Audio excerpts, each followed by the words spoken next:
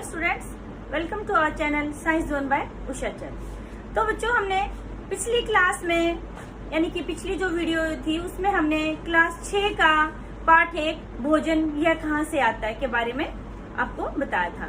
आज हम इस वीडियो में आपको कक्षा 6 का पार्ट 2 यानी कि भोजन के घटक, भोजन के अवयव के बारे में आपको बताएंगे।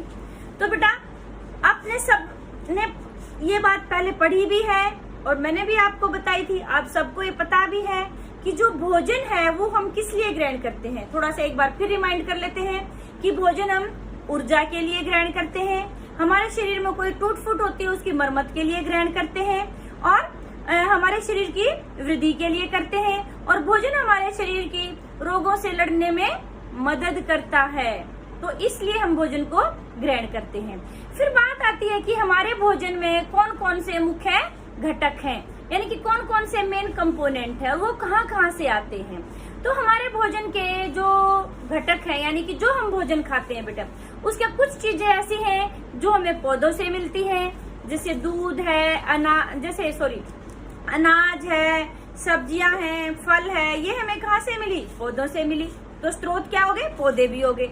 और कुछ ऐसे चीजें हैं जो हमें जंतुओं से मिलती हैं, जैसे दूध और दूध से बनी हुई चीजें, अंडे हैं, मांस है, ये सब हमें किससे मिलते हैं? जंतुओं से मिलते हैं। तो यानी कि जो भोजन के स्रोत हैं वो क्या हो गए? हमारे दो स्रोत हो गए, पौधे और जंतु। जो पौधों से मिलते हैं पादप स्रोत हो गए, और जो जंतुओं से मिलते हैं उनको हम जातव स्रोत भी बोल सकते हैं। ठीक है बेटे, तो यहाँ पर हम अब देखेंगे कि भी हमारे जो भोजन के बात आती है कि जो पाठ का नाम है कि घटक कौन कौन से हैं। तो हमारे भोजन के घटक यानी कि अवयव, अब हम डिटेल से करेंगे उनके बारे में। ये हमारे आते हैं, पहले आता है कार्बोहाइड्रेट।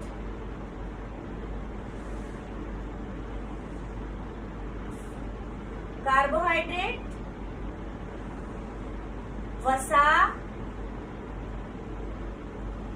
प्रोटीन,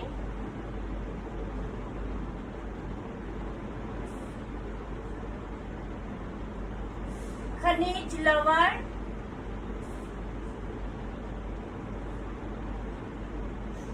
व विटामिन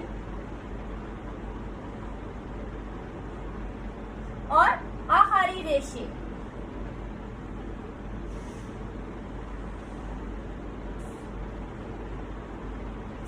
आपने बेटा 6th क्लास में इनके बारे में पढ़ा भी है कि हमारे जो भोजन है उसके मुख्य घटक कौन कौन से हो गए?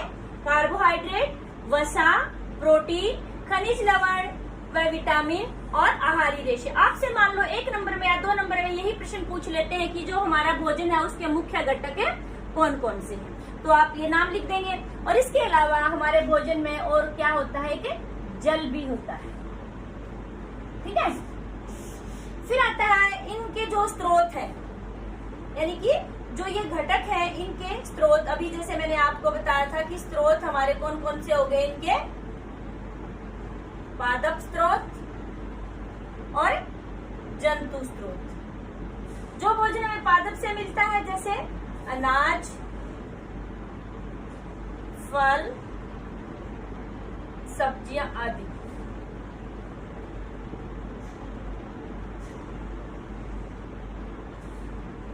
और जो भोजन हमें जंतु से मिलता है जैसे दूध, अंडे, मांस आदि। और दूध से बनी हुई जितनी भी चीजें हैं वो हम सब जंतु स्रोत में ही रखेंगे। अच्छा बेटे, फिर बात आती है कि जो ये हमारा भोजन है, भोजन के विभिन्न जो घटक हैं इनको भी हमने अलग अलग नाम दिया है। जो कार्बोहाइड्रेट और जो वसा है इनको हमने रखा है एक श्रेणी में, उसका नाम है ऊर्जा देने वाला भोजन। देने वाला भोजन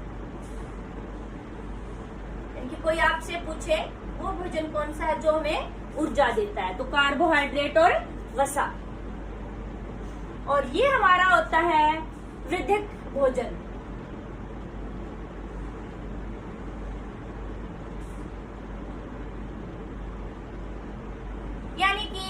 ये हमारे शरीर की वृद्धि में सहायक है प्रोटीन। तभी तो जो हमारे बेटा जैसे आप हैं, बढ़ती हुई एज वाले बच्चे होते हैं, जो एथलीट होते हैं और जो गर्भवती स्त्रियां होती हैं, उनको ये ज्यादा प्रोटीन वाले भोजन की जरूरत होती है।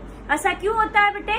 क्योंकि जो गर्भवती माँ होती है तो उसके पेट में जो बच्चा पल रहा होता है तो उसके बॉडी पार्ट्स बनने हैं, उसके शरीर की वृद्धि होनी है, तो उसको ज्यादा प्रोटीन वाली डाइट चाहिए। और जो आप लोग हैं, आप लोगों की भी अभी हाइट निकल रही है और बॉडी पार्ट्स ज्यादा ग्रो कर रहे हैं, तो आपकी भी ग्रोइंग एज है, तो इसलिए आपको भी ज्यादा प्रोटीन वाला भोजन चाहिए। और जो ज्यादा ये जो एथलीट वगैरह होते हैं तो उनको भी ज्यादा वृद्धि वाला भोजन चाहिए, जिनको मसल्स वगैरह बनी रहती हैं और वो हमारे अपनी जो फिजिकल एक्टिविटी है उनमें स्ट्रॉन्ग रहते हैं। नेक्स्ट आता है खनिज और लवण। ये कैसा भोजन है? ये हमारा होता है प्रोटेक्टिव भोजन, यानी कि जो हमें रक्षात्मक भोजन जिसको हम कहेंगे। कौन सा भोजन है?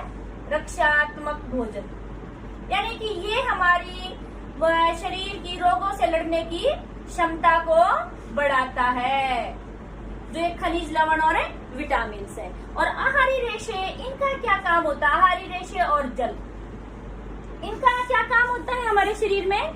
कि जो अपशिष्ट पदार्थ होता है उसको शरीर से बाहर निकालने में मदद करते हैं। अपशिष्ट पदार्थों को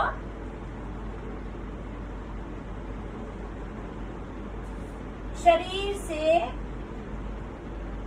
बाहर निकालने में मदद करते हैं।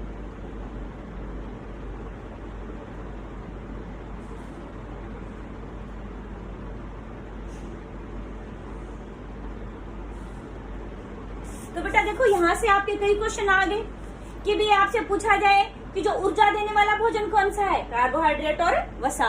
वृद्धि भोजन या वर्धक भोजन कौन सा है? प्रोटीन। रक्षात्मक भोजन यानी कि ऐसे भोजन बताइए जो हमें हमारे शरीर की बीमारियों से लड़ने में सहायता करता है, तो खनिज, लवण और विटामिन। और जो अपशिष्ट पदार्थों को शरीर से बाहर निकालता है वो हमारे कौन हो गए? आहारी रेशे और जल हो गया। ठीक है बेटे। और फिर आगे आता है कि भी जो हमारे ये अभी हम इनके लिए टेस्ट करेंगे कि भी हमें कैसे पता चलेगा कि भी जो हमारा भोजन है उसमें कार्बोहाइड्रेट है या नहीं। तो देखो, कार्बोहाइड्रेट के लिए टेस्ट।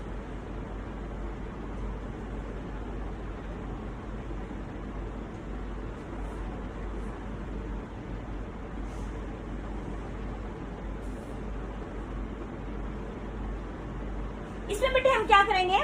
एक परखनीली लेंगे, उसमें हम जैसे जिन चीजों में कार्बोहाइड्रेट होता है, जैसे अब अनाज है, मक्का, गेहूं, बाजरा, चावल और आलू वगैरह, तो हम क्या करेंगे? आलू के छोटा छोटा सा हम उसको कूट के या काट के हम उसको एक परखनली में डालेंगे।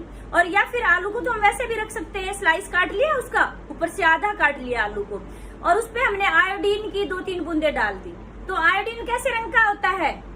हल्का ब्राउन ब्राउन सा कलर होता है आयोडीन का। तो वो ब्लू ब्लैक कलर, डार्क नीला, गहरा नीले रंग का, काला काला सा नीला रंग दिखाई देगा उसमें। तो यानी कि वो रंग आया तो ये क्या दर्शाता है कि भी उस जो हमारा खाद्य पदार्थ है उसमें क्या है? कार्बोहाइड्रेट उपस्थित है। तो किसकी सहायता से करेंगे हम ये? आयोडीन की सहायता से।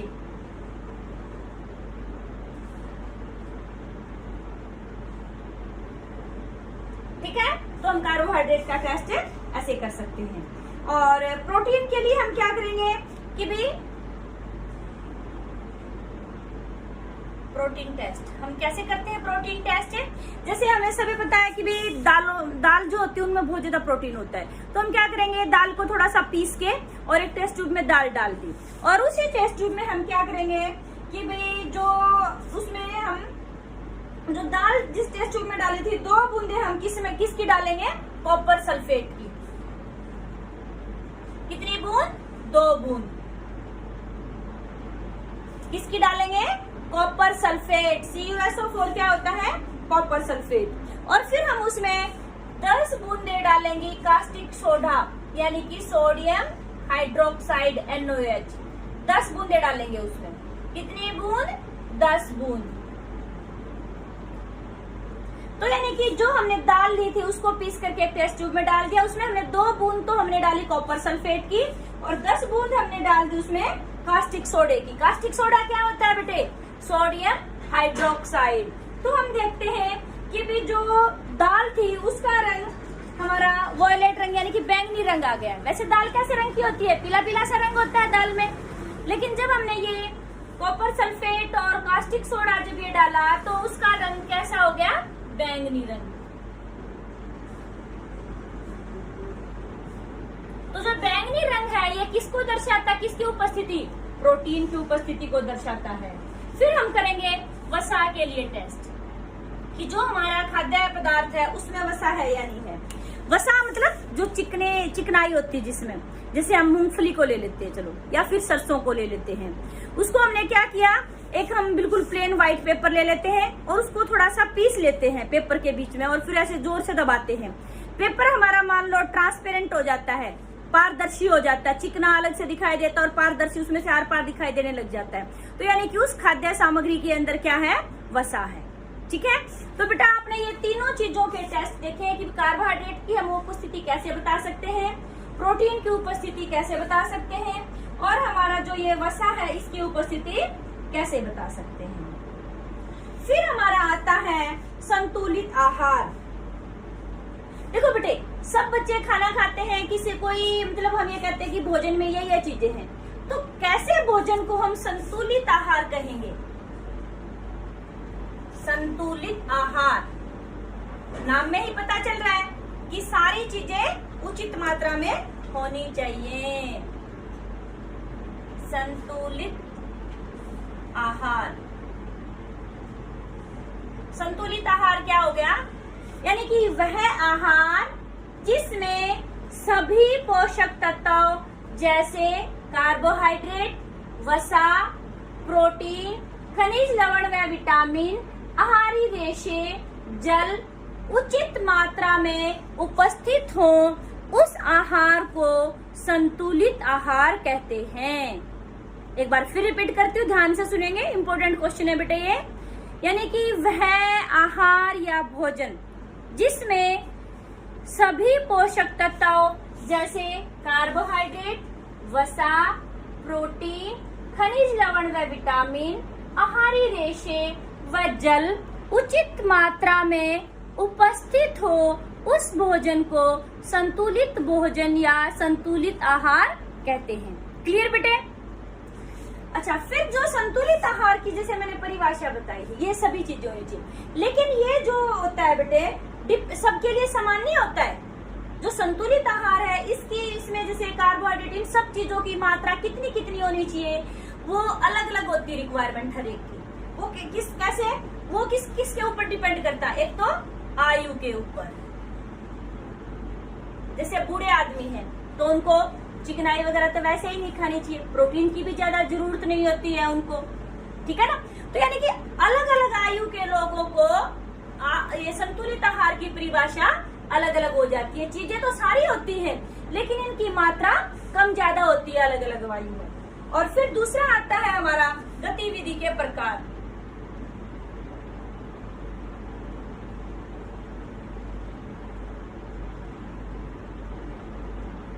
कैसे गतिविधि के प्रकार कैसे अलग करते हैं वो ये जो हमारे पोषक तत्व है इनकी मात्रा को।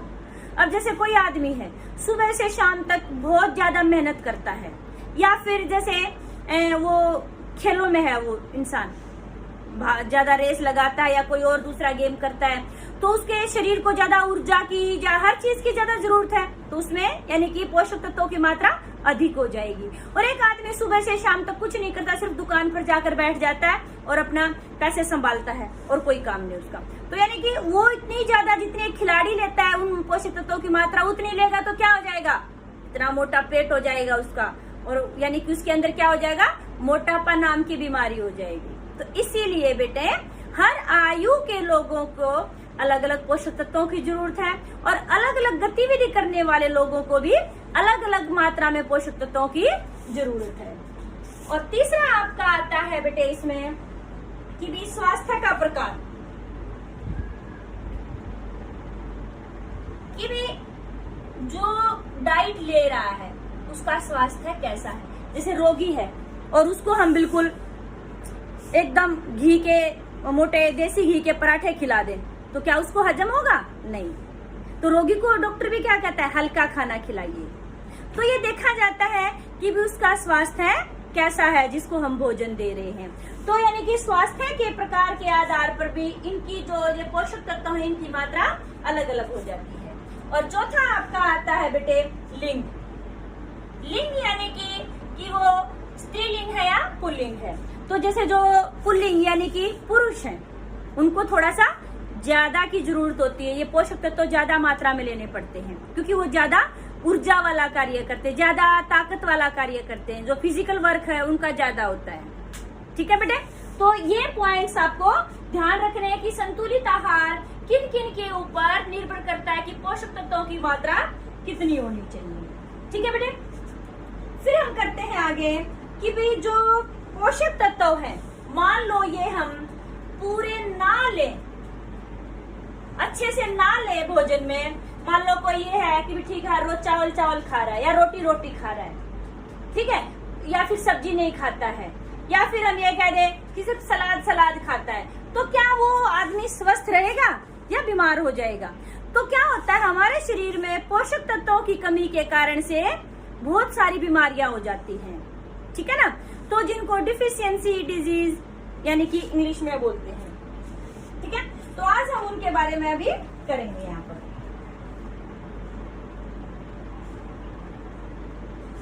तो सबसे पहले हम करते हैं बेटे विटामिन के बारे में, यानी कि जो हमारे विटामिन हैं, ये रहा विटामिन। तो इसमें विटामिन भी हमारे दो प्रकार के होते हैं, एक तो जल में जो घुलनशील होते हैं और एक जो जल में घुलनशील नहीं होते हैं।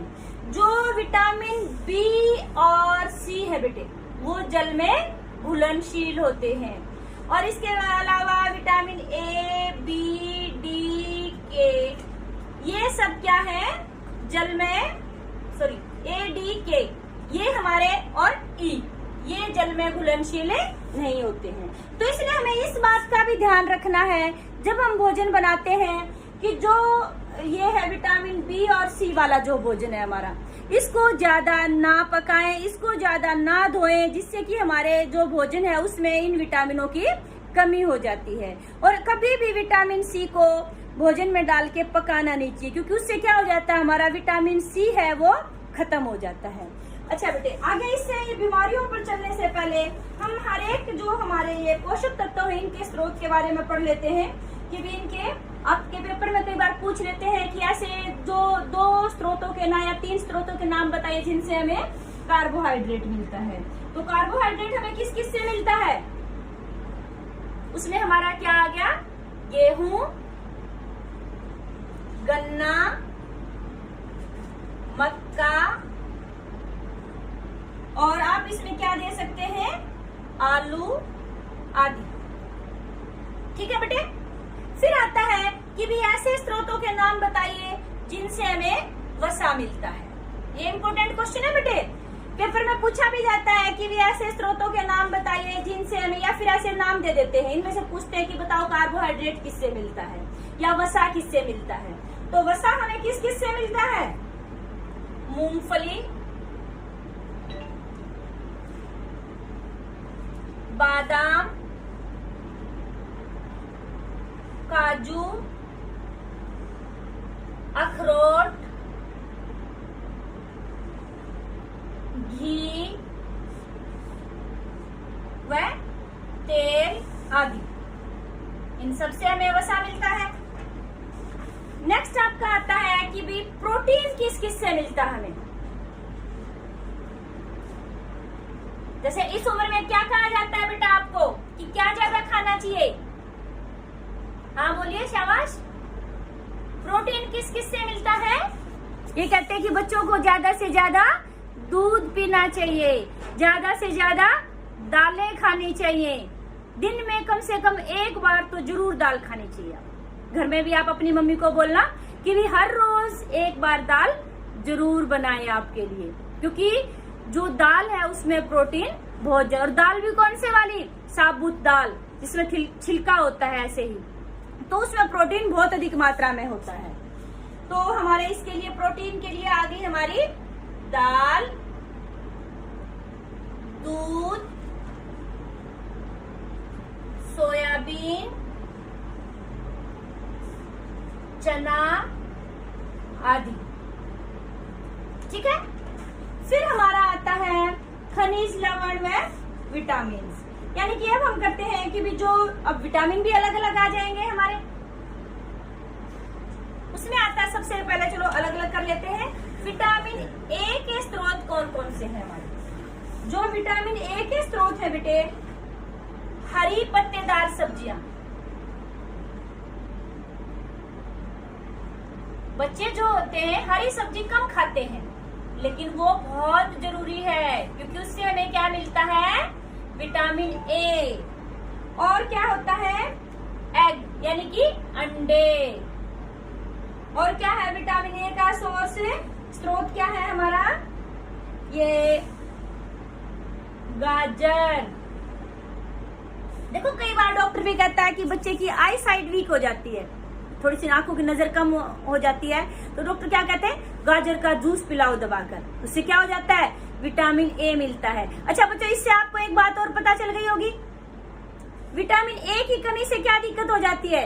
हमारी आंखों की नजर कम हो जाती है। तभी तो डॉक्टर कहता है कि भी आंखें कमजोर हो गई है, तो कहते गाजर का जूस पिलाइए। और गाजर में क्या है? विटामिन ए है। तो विटामिन ए है जो, वो हमें क्या क्या करता है? एक तो हमारी स्किन को सही रखता है, ऊपर से हमारा क्या करता है? जो हमारी आंखों की जो नजर होती है उसको सही रखता है। फिर आता है विटामिन B1। विटामिन B1 हमें किस किस से मिलता है? जो साबुत अनाज, इसीलिए कहते हैं बेटे, एक बार आपने ये बात भी सुनी होगी, मोटा खाओगे मोटे रहोगे, यानी कि हेल्दी रहोगे। पुराने समय से कहावत कही जाती है। मोटा खाने का मतलब क्या हो गया? कि आटे को ज्यादा बारीक नहीं पीसना चाहिए, या पीस भी लेते तो आटे को छान कर नहीं खाना चाहिए, उसको बूर समेत खाना चाहिए। क्यों? क्योंकि उसके ऊपर की जो स्किन होती है, जिसको हम बूर कह देते हैं, उसको ऐसे ही पशुओं को डाल देते हैं। वो सबसे मेन इंग्रेडिएंट्स है, सबसे मेन हमारे उस भोजन का अव्यय है, उसको जरूर से जरूर खाना चाहिए। तो इसलिए कभी भी आटे को छलनी से छान कर खाना नहीं बनाना चाहिए। फिर नेक्स्ट आता है आपका, यानी कि इसमें आ जाते हैं आपके मिल्क भी, दूध भी आ जाता है, और अंडा, और भी बहुत सारे स्रोत हैं। फिर उसके बाद हमारा आता है विटामिन B2। इसके स्रोत कौन कौन से हैं बेटे? वही साबुत अनाज,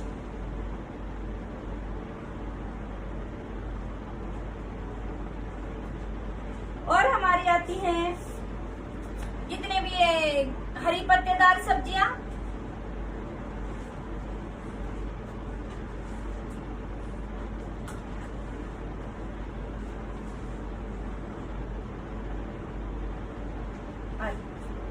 फिर आगे आता है हमारा विटामिन B4।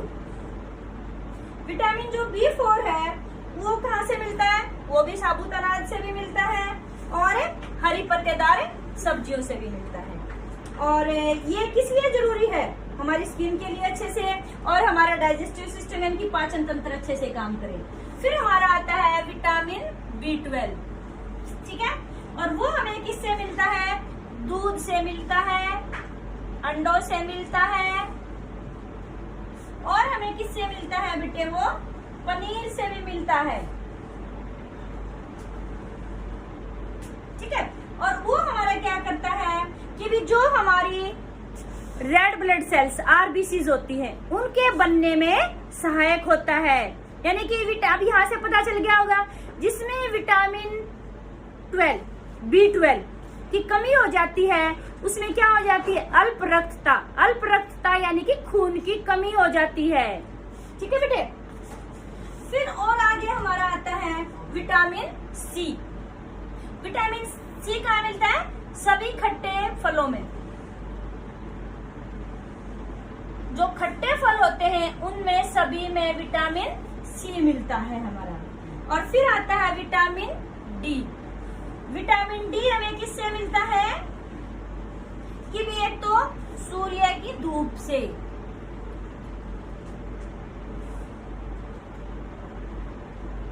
और हमें किससे मिलता है? दूध से भी मिलता है। ठीक है। और आगे आता है विटामिन E। विटामिन ई हमें मिलता है हरी पत्तेदार सब्जियों से।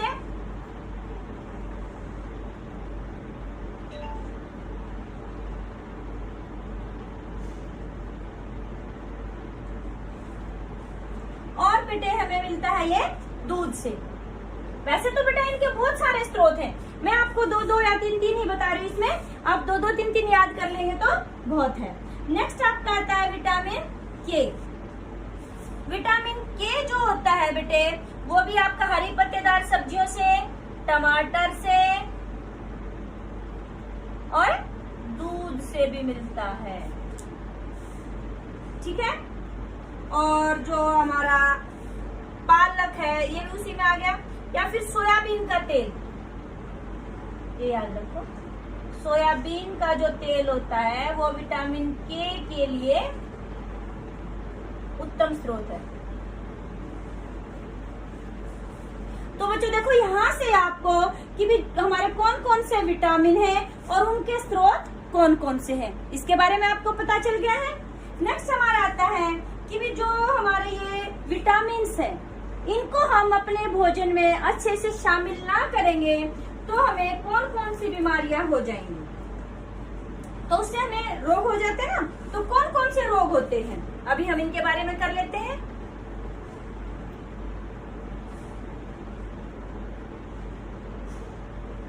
यानी कि विटामिन कमी जन्य रोग, विटामिन डेफिशिएंसी डिजीज,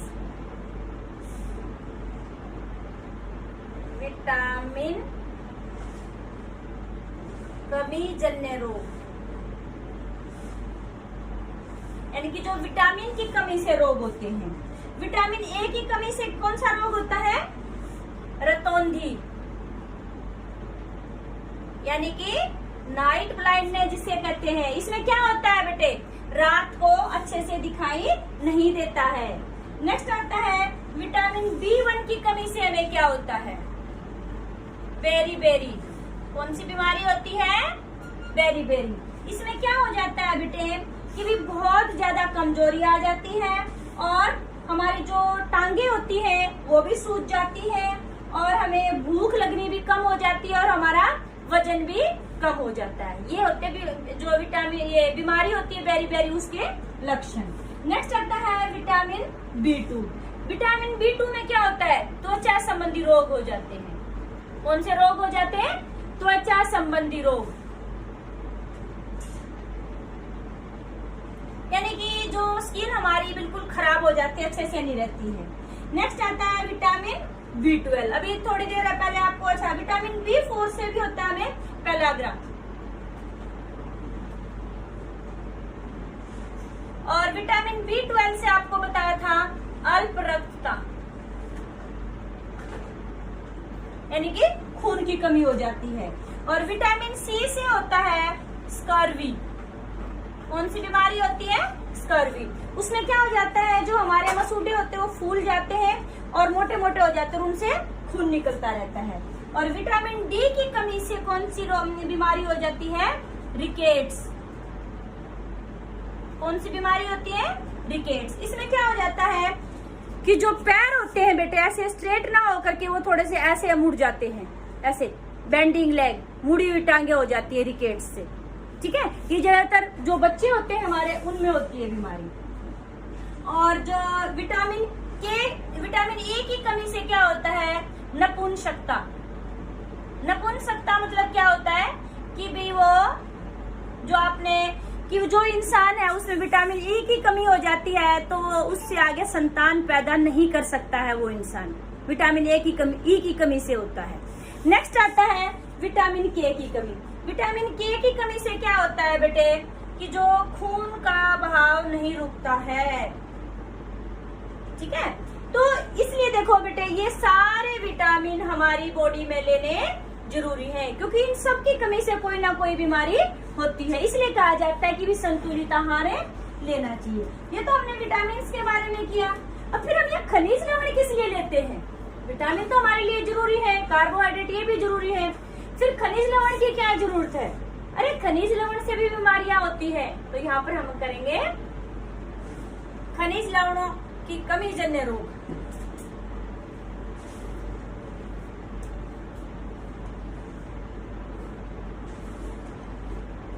खनिज की कमी जन्य रोग। ठीक है, तो इसमें हमारा आता है सबसे पहले लोहा, यानी कि आयरन जिसको इंग्लिश में कहते हैं। तो लोहे की कमी से क्या हो जाता है हमें? अल्प रक्तता। क्यों? क्योंकि जो हमारा हीमोग्लोबिन होता है बेटे, आपने हीमोग्लोबिन नाम सुना होगा, जो हमारे खून का लाल रंग होता है हीमोग्लोबिन के कारण से होता है। और उसमें जो मुख्य जो खनिज है वो कौन सा होता है? लोहा। और लोहे की कमी से क्या होगा? हमारे शरीर में हीमोग्लोबिन की कमी हो जाती है। और इसमें हमें जैसे भूख के नहीं लगती है, फिर हमारा जो होता है वजन कम हो जाता है। नेक्स्ट आता है आयोडीन। आयोडीन की कमी से हमें क्या होता है? घेंगा रोग। घेंगा रोग मतलब गोइटर भी जिसको कहते हैं, वो गर्दन सूज जाती है, ऐसे मोटी, हाँ, फूल जाती है, वो आयोडीन की कमी से होता है। आपने टीवी में ऐड भी देखी होगी कि भी टाटा सॉल्ट ही लेना, iodised Tata salt. Iodised Tata salt किस लिए कहा जाता है? कि भी उसमें क्या होता है? आयोडीन की मात्रा पाई जाती है। और आयोडीन हमें किससे बचाता है? घेंगा रोग होने से बचाता है। इसके बारे में डिटेल से फिर आप बड़ी क्लासेस में पढ़ेंगे क्या होता है, कैसे होता है। नेक्स्ट आपका आता है कैल्शियम। कैल्शियम की कमी से देखो बेटा, हमें कहते हैं छोटे बच्चे को दूध ज्यादा पीना चाहिए, दांत जल्दी आते हैं, हड्डियां मजबूत हो जाएंगी। तो उससे क्या हो जाएगा हमारा कि हमारी हड्डी और दांत विकार हो जाते हैं, दंत विकार। ठीक है, नेक्स्ट आता है हमारा फास्फोरस। फास्फोरस से क्या होता है बेटे? इसमें भी क्या होता है कि भी हमारे हड्डी और दंत विकार हो जाते हैं। और फिर आता है हमारा सोडियम और पोटाशियम।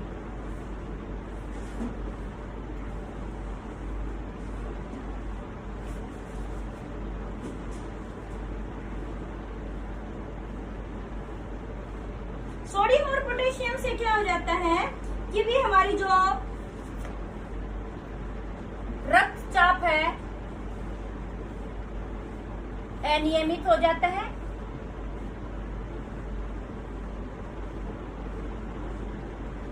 और ऊपर से हमारी जो पेशियां हैं वो कमजोर हो जाती हैं।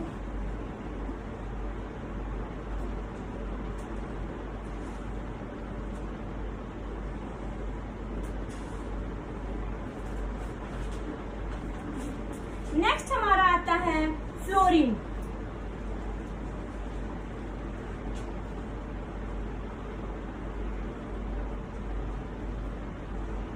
फ्लोरीन, इससे हमारा क्या होता है कि दंत विकार हो जाते हैं। दंत विकार मतलब दांत हमारे टेढ़े मेढ़े और दांत खराब हो जाते हैं। तो ये थे बेटे हमारे मुख्य जो हमारे खनिज लवण हैं जो हमें अपने भोजन में लेने चाहिए, जिनकी हमारे शरीर को जरूरत होती है। उनसे कौन कौन से रोग हमें हो जाते हैं इनके बारे में पता होना चाहिए।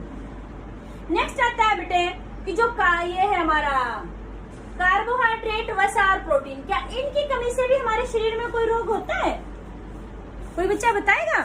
हाँ, इनकी कमी से भी हो जाता है। तभी तो कहा जाता है कि भी अपने जो भोजन है उसमें ये सारे पोषक तत्व होने चाहिए। जो हमारा ये है कार्बोहाइड्रेट और वसा और प्रोटीन, इन तीनों की कमी जब हो जाती है तो उससे हमें बीमारी होती है मारास्मस। ये ज्यादातर छोटे बच्चों में होती है मारास्मस जो बीमारी होती है। इसमें क्या होता है, बच्चे की बिल्कुल ऐसे पसलियां दिखाई देती हैं, बच्चा बिल्कुल दुबला पतला, आंखें बिल्कुल अंदर धसी हुई होती है, ऐसे लगता है कि जैसे बस हड्डियों का कंकाल है ये बच्चा। और दूसरा है प्रोटीन की जो कमी से होती है बीमारी, वो होती है क्वाशियरकोर। कौन सी बीमारी होती है? क्वाशियरकोर। इसमें क्या होता है, बच्चे की ब्लेजिंग आई, यानी कि आंखें ऐसे होती है जैसे निकल कर गिरेंगी, और उसका पेट बहुत मोटा हो जाता है, और उसके गाल ऐसे चपटे चपटे हो जाते हैं बिल्कुल। तो यानी कि ये जो हमारे पोषक तत्व इनकी कमी से हमें बहुत सारी बीमारियां हो सकती है। ये जो क्वाशियरकोर और मारास्मस मैंने आपको जो बताई, ये बीमारियां ज्यादातर छोटे बच्चों में होती हैं। अच्छा, फिर बात आती है कि आहारी रेशे, तो फिर इनका क्या काम हो गया? क्या होता है कि भी हमने खूब दबाकर खाना खाया और हम खाना खाते जा रहे हैं और उसका अच्छे से पाचन नहीं हुआ और उसमें से फिर हम वेस्ट पदार्थ हमारी बॉडी में जमा होता जा रहा है, तो क्या हो जाएगा, बहुत सारी बीमारियां हो जाएंगी। तो जो अपशिष्ट पदार्थ, अपाचित जो भोजन हमारे शरीर में बच जाता है, उसको भी निकालना जरूरी होता है। तो हमें कुछ ऐसा भोजन ग्रहण करना चाहिए जो उसको निकालने में मदद करे। तो इसमें हम क्या लेते हैं, आहारी रेशे, यानी कि जो कच्चे भोजन हम खाते हैं सलाद वगैरह के रूप में, खीरा है, ककड़ी है, ये हमारी ब्रोकली है और पत्ता गोभी है, ये सब क्या है, आहारी रेशे के रूप में लिए जाते हैं। टमाटर है, प्याज है, ये जो कच्चा हम सलाद खाते हैं बेटे, ये क्या होता है, आहारी रेशे। तो इसमें क्या होता है, कोई भी हमारे पोषक तत्व नहीं होते, ये सिर्फ किसमें क्या काम मदद करते हैं, पाचन की क्रिया में मदद करते हैं।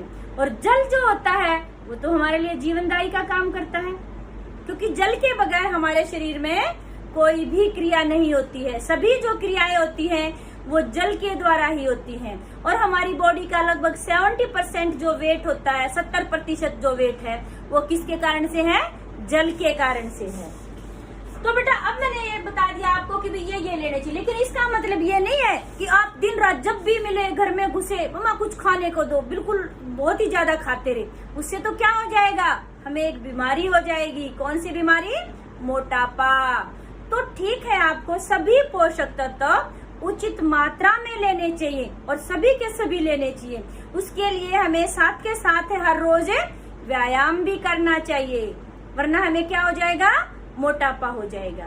इस चैप्टर में बेटा आपको कोई भी, किसी को भी कोई दिक्कत लगती है तो आप कमेंट करके पूछें। आपको वीडियो अच्छी लगी तो इस चैनल को सब्सक्राइब जरूर करें और इस वीडियो को शेयर और लाइक जरूर करें। थैंक यू बेटा।